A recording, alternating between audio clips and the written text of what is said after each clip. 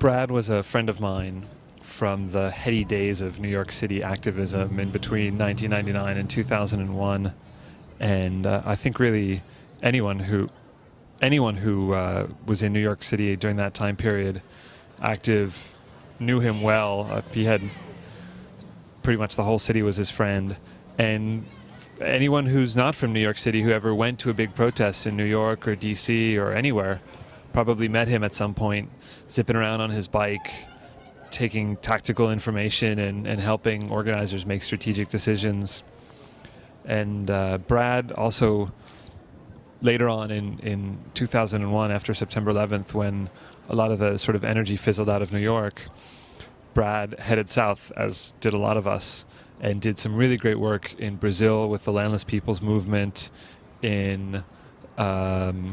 He was in Bolivia when one of the uprisings in El Alto overthrew the government there, one of the peasant uprisings. He'd done work in Ecuador, a lot of work with the Zapatistas in Chiapas, and then when the Zapatistas sort of moved out of Chiapas into the rest of Mexico with the caravan.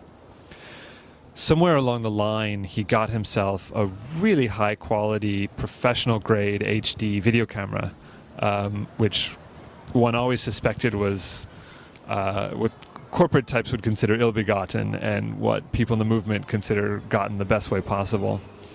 And he used that as really just a tool to take his organizing to the next level, filming for indie media. And Brad was the kind of participatory journalist who, would be up on the barricade filming one moment and the next moment turn the camera off to consult with the organizers on questions of strategy, because he'd really been there before and he'd done it all. And he saved my life quite literally once in Canada, and he saved my butt and a number of people's butts a number of times at different protests, just from his sort of ability to see the bigger picture and strategize about what kind of tactics would be effective.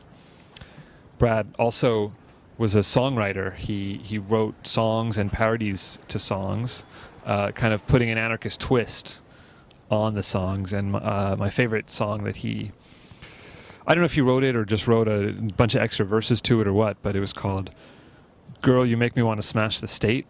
And it was sort of like an anarchist love song, which I will not sing right now.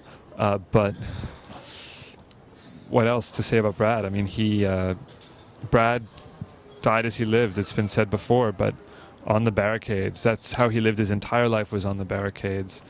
He walked the walk, from squatting to the community gardens work to tree sitting.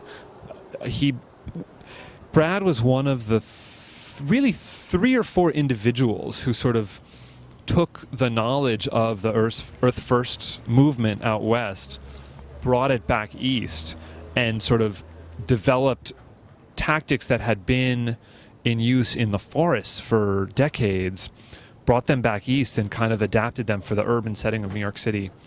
And Reclaim the Streets found New York City. I was involved in Reclaim the Streets New York City. The founding action in 1999, basically Brad sort of came up with the whole tripod notion, and the idea of using a tripod in an urban street was considered crazy, but he kind of figured out a way to make it work, and we pulled it off. And Brad was one of the real sort of tactical masterminds behind those 2 years of direct action in New York City, and also the big protests in Seattle, DC against the IMF, Quebec against the Free Trade Area of the Americas. Brad was there in a leadership role and all of that.